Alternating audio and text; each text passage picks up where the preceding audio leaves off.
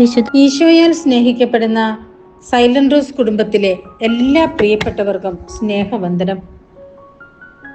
ഈശോയുടെ സ്നേഹ സാന്നിധ്യം അനുഭവിച്ചുകൊണ്ട് നമുക്ക് ഒരല്പനേരം സ്വസ്ഥമായിട്ടിരിക്കാം.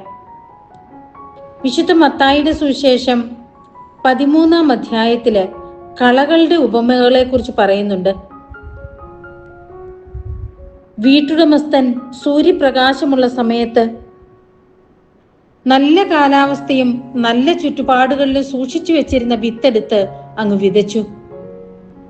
പക്ഷേ അത് മുള പൊട്ടി വിടർന്നു വന്നപ്പോൾ അതിന്റെ തൊട്ടടുത്ത് തന്നെ കളകളും വളരുന്നത് വീട്ടുടമസ്ഥന്റെ പണിക്കാരുടെ ശ്രദ്ധയിൽപ്പെട്ടു.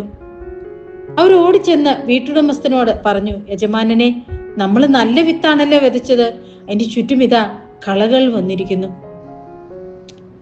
അപ്പൊ അദ്ദേഹം പറയുന്ന ഒരു വാക്കുണ്ട്, കളകളും വിളകളോടൊപ്പം വളരട്ടെ. നമ്മളിപ്പോ അത് പറിച്ചെടുത്താല് വിളകളും ചിലപ്പം നശിച്ചു പോയെന്നിരിക്കും. നല്ല സ്നേഹത്തോടും കാരുണ്യത്തോടും കൂടിയാണ് ഏതൊരു കുഞ്ഞും ജനിച്ചു വീഴുന്നത്.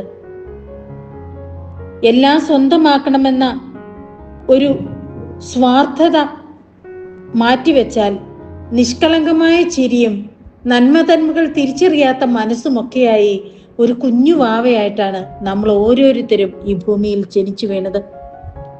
എന്നാൽ ദുഷ്ടതയുടെ സാന്നിധ്യം ആരെ വിഴുങ്ങേണ്ടു എന്ന് ആലോചിച്ചുകൊണ്ട് അലർന്ന സിംഹത്തെ പോലെ ഒരു ചാൻസ് കിട്ടിയാൽ അകത്തേക്ക് കടക്കാൻ ശ്രമിക്കുന്ന ദുഷ്ടന്റെ പിശാചിന്റെ തന്ത്രങ്ങളുടെ സ്വാധീന നിമിത്തം നമ്മളെന്ന അല്ലെങ്കിൽ നമ്മളുടെ മനസ്സെന്ന ആ നല്ല വിളകൾക്കൊപ്പം ഒരുപാട് കളകളും വളർന്നു തുടങ്ങി. ദുശീലമാകാം, ചീത്ത കൂട്ടുകെട്ടാകാം, സമ്പത്ത് വിനിയോഗിക്കാൻ അറിയാത്ത, സാമ്പത്തിക അച്ചടക്കമില്ലാത്ത ജീവിത ശൈലിയാകാം.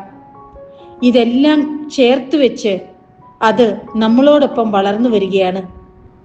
അപ്പോഴും ദൈവത്തിനൊരു പ്രതീക്ഷയുണ്ട്, ഇന്നല്ലെങ്കിൽ നാളെ ആ കളകളെ നശിപ്പിക്കാൻ കഴിയുമെന്ന്.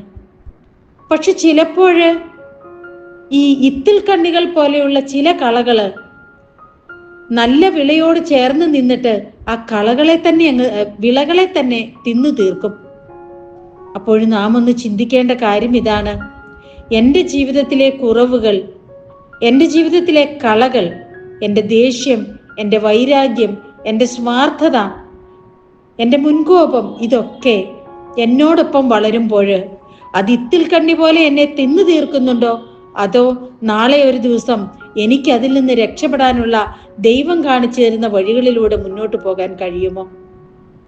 ഓരോ നിമിഷവും ഈശോയുടെ സന്നിധിയിലിരുന്ന്, ദൈവമേ, നീ എന്നെ സരളഹൃദയനായിട്ട് സൃഷ്ടിച്ചു, എൻ്റെ സങ്കീർണമായ ചിന്തകള് അതെന്റെ തന്നെ സൃഷ്ടിയാണ്, അതിനെ ഒന്ന് നിയന്ത്രിക്കുവാൻ, നല്ല ചിന്ത കൊണ്ട് മനസ്സിനെ നിറയ്ക്കുവാൻ, സമാധാനത്തോടെ ആയിരിക്കുവാൻ അവിടുന്ന് എന്നെ അനുഗ്രഹിക്കണമേ എന്ന് നമുക്ക് ആത്മാർത്ഥമായി പ്രാർത്ഥിക്കാം. എല്ലാവർക്കും നല്ലൊരു ദിവസം ആശംസിക്കുന്നു. ആമേൻ.